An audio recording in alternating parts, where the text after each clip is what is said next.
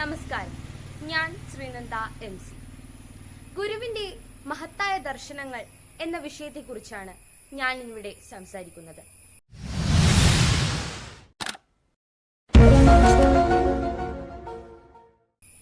ആധുനിക ഭാരതം കണ്ട ഏറ്റവും വലിയ തത്വചിന്തകനും മഹാനായ സന്യാസി വര്യനും കേരള നവോത്ഥാന ചരിത്രത്തിലെ അതുല്യനായ സാമൂഹിക പരിഷ്കർത്താവുമാണ് ശ്രീനാരായണ ഗുരുദേവൻ.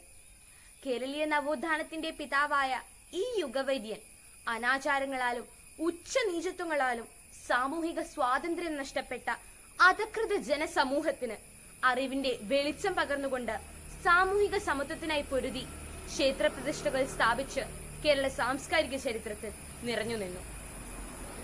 തന്റെ സാമൂഹിക പരിഷ്കാരങ്ങൾ പ്രചരിപ്പിക്കുന്നതിനായി ഡോക്ടർ പൽപുവിന്റെ പ്രേരണയാൽ 1903 ശ്രീനാരായണ ധർമ്മപരിപാലന യോഗം സ്ഥാപിച്ചു. അധകൃത ജനസമൂഹത്തിന്റെ വിമോചകനായ ഗുരുദേവൻ ലോകം കണ്ടിട്ടുള്ള മഹാത്മാക്കളുമായി കൂടിക്കാഴ്ച നടത്തി. സാമൂഹിക പരിഷ്കാരങ്ങൾക്ക് നേതൃത്വം വഹിച്ചു. മഹാത്മാഗാന്ധി, രവീന്ദ്രനാഥ് ടാഗോർ തുടങ്ങിയ മഹത് വ്യക്തികൾ അവരിൽ ചിലതു മാത്രം. മലയാള നാടിന്റെ സാമൂഹിക ജീവിതത്തിലുള്ള വഴിവിളക്കായിരുന്നു 1925 മാർച്ച് 12 ശ്രീനാരായണ ഗുരുവും മഹാത്മാഗാന്ധിയും തമ്മിലുണ്ടായിരുന്ന കൂടിക്കാഴ്ച. ചരിത്ര പുരുഷന്മാരുടെ സമാഗമം വർക്കല ശിവഗിരിയിൽ ശാരദാമഠത്തിനരികിലുള്ള ഒരു മാവിൻ ചുവട്ടിലായിരുന്നു. മതം ഒന്നു തന്നെയാണെന്ന ഗുരുവിന്റെ വാദത്തോട് വിയോജിച്ച ഗാന്ധിജി വിഭിന്ന മനുഷ്യരുള്ളിടത്തോളം വിഭിന്ന മതങ്ങൾ ഉണ്ടാകുമെന്നും സഹിഷ്ണുതയാണ് വേണ്ടതെന്നും വാദിച്ചു.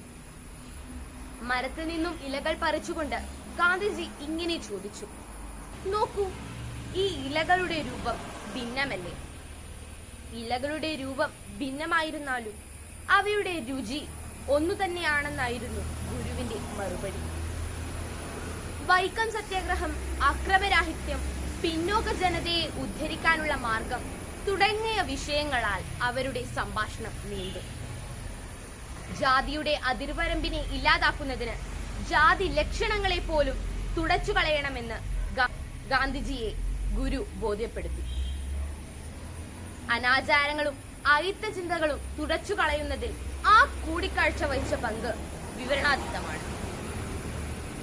1922 നവംബർ 15 മഹത്തായ മറ്റൊരു കൂടിക്കാഴ്ച നടക്കുന്നത്. വിശ്വമഹാകവി രവീന്ദ്രനാഥ് ടാഗോറും ശ്രീനാരായണ ഗുരുദേവനും. അധകൃത ജനതയെ ഉദ്ധരിക്കാൻ അങ്ങ് ചെയ്യുന്ന പ്രവർത്തനങ്ങൾ ശ്ലാഘനീയമാണ് എന്ന് പറഞ്ഞുകൊണ്ടായിരുന്നു ടാഗോർ സംഭാഷണം തുടങ്ങിയത്. ടാഗോറിന്റെ ഇംഗ്ലീഷിലുള്ള സംഭാഷണം ഡോക്ടർ പൽപു ഗുരുവിന് മലയാളത്തിൽ വിശദീകരിച്ചു കൊടുത്തു. സംഭാഷണത്തിൽ കവി കുമാരനാശാനും പങ്കാളിയായി. സമാഗമത്തിനൊടുവിൽ പിരിയുമ്പോൾ ടാഗോർ സന്ദർശന ഡയറിയിൽ ഇങ്ങനെ എഴുതി: ലോകത്തിന്റെ നാനാഭാഗങ്ങളിലും സഞ്ചരിച്ചു കൊണ്ടിരിക്കുന്ന എനിക്ക് ധാരാളം മഹർഷിമാരെയും പുണ്യാത്മാക്കളെയും കാണാനുള്ള സൗഭാഗ്യം ലഭിച്ചു. എന്നാൽ ഒരു കാര്യം തുറന്നു സമ്മതിക്കേണ്ടിയിരിക്കുന്നു: ശ്രീനാരായണ ഗുരുവിനേക്കാൾ ആധ്യാത്മികതയിലുയർന്ന മറ്റൊരാളെയും എനിക്ക് കാണാൻ കഴിഞ്ഞിട്ടില്ല. അനന്തതയിലേക്ക് നീട്ടി നിൽക്കുന്ന യോഗ നയനങ്ങളും ഈശ്വര ചൈതന്യം തുളുമ്പുന്ന മുഖ തേജസ്സും ഒരു കാലത്തും എനിക്ക് വിസ്മരിക്കാൻ കഴിയുമെന്ന് തോന്നുന്നില്ല. 3-4 പതിറ്റാണ്ടുകളായി കേരളത്തിന്റെ സാമൂഹിക സാംസ്കാരിക പുരോഗതിക്കായി തന്റെ ആയുസ്സും വപുസും വിനിയോഗിച്ച ശ്രീയും നാരായണനും ഗുരുവും ചേർന്ന ആ മഹാനാമം സകലവിധ അനൈശ്വര്യങ്ങളുടെയും മനുഷ്യത്വ വിഹീനതകളുടെയും നിർമാർജനത്തിനായി കേരളക്കരയിൽ ഉദിച്ച സൂര്യ തേജസ്സാണെന്ന് നമുക്ക് നിസ്സംശയം പറയാം.